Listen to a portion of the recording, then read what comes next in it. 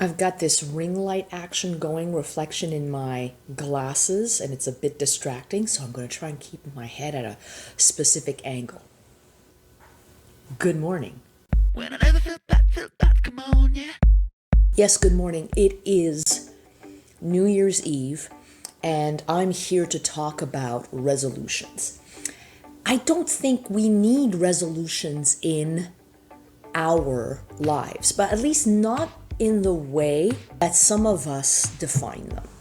Now, first of all, those who know me and who've been following me for a while, y'all know that I don't like using January 1st as a day to set resolutions, because you can set a time anytime during the year to create change, to bring about change. You do not need to wait till January 1st. You can start in 2 minutes if you wanted to. I think what's important is that you need to have the mindset for change. You can't just set yourself a goal and in your head expect to reach that goal if you don't take the steps for it. It's more than just getting the gym membership. It's more than buying the books to learn a language. It's changing your frame of mind. It's changing the way you see life in general, and then proceed to embrace the change, embrace the resolution. There's also something, about creating yourself a goal that is sustainable. Can you manage that change? You say you want to, I am going to give the perennial favorite, lose weight. Is the chosen goal something that is repeatable and sustainable? We often talk about SMART goals, okay? It's not just a nifty acronym that we use, by life coaches or in leadership classes. Whatever resolution or choice you make has to be a SMART one. Is it specific? Is it measurable? Is it attainable? Is it realistic? The R in SMART is huge. I don't want to say that it has to be time-based, because that's where the resolution becomes a disappointment. Because if we take a look at my goals, and I kind of reflected, I made the list, I kept the paper, I leave it by my desk as a reminder, and those who know me personally, you know 2023 was an interesting year. I mentioned it in my year in review video that I will link somewhere over here, that from a professional standpoint, it was a fun year. It was a great year. But personally, so there were some goals that I set for myself, and it's easy to look at them as a failure by the end of the year, when in fact so many goals, so many resolutions that we set for ourselves in reality take way more than a year, way more. So maybe change the T to something else, tangible? I don't know, is that a possibility? But time-based, yes, tell yourself by the end of the year, what have you accomplished? What have you done? I wish I could say this, and I probably will say this to my students, because they expect change to happen in regards to their results, to their progress, to their learning. They expect it to happen overnight. And I don't want to digress too much, because I don't want this to be a super long video. I want to talk about some of the goals I set back in 2023, early 2023, and where I got, all things considered. So I said that I wanted to continue to walk/run, and I put 10K, 15K, and 20K. Okay, so because 2 years ago, I was able to do a run/walk/jog. That was approximately 12 kilometers. Was I able to do another 10K or another 15K? not in one sitting. I think I made sure to walk every day, at least 1 kilometer, sometimes 2. So maybe the total for my week was anywhere between, 7 to 10 kilometers. In my head, that's not enough. In my head, I should be doing more. So I think I'm going to transfer that goal to 2024. I wanted to sew more. Right.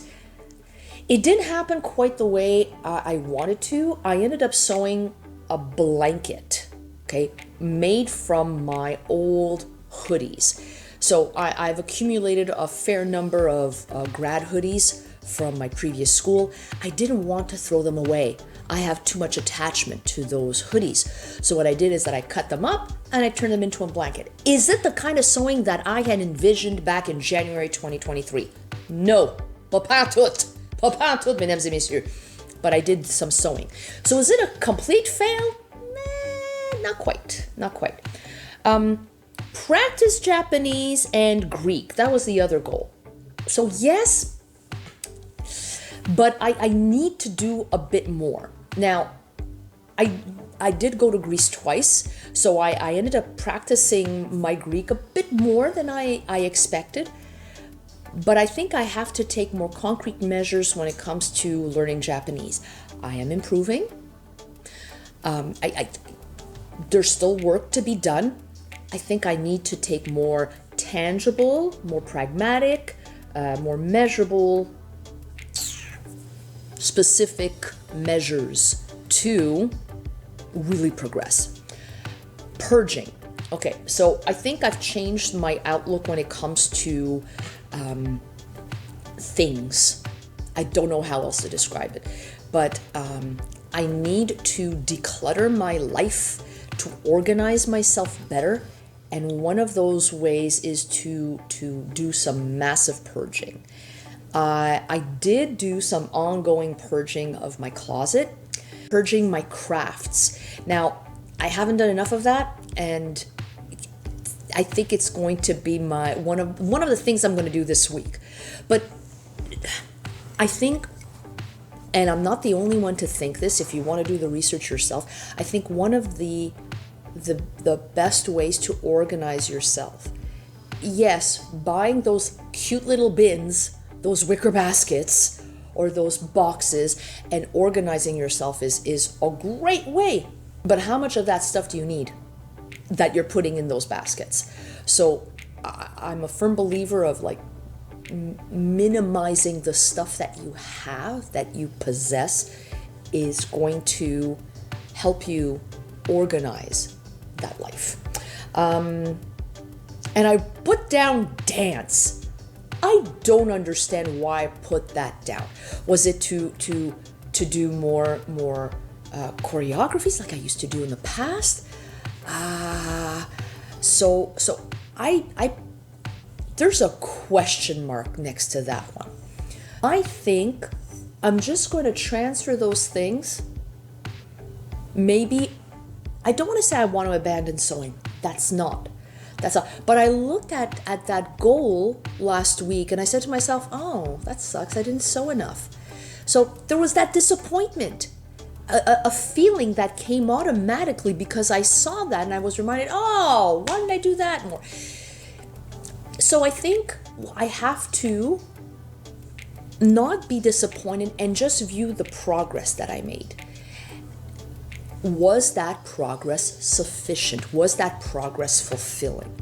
I think those are the questions we need to ask ourselves when we look at our goals, our resolutions, and not to set ourselves up for failure and disappointment.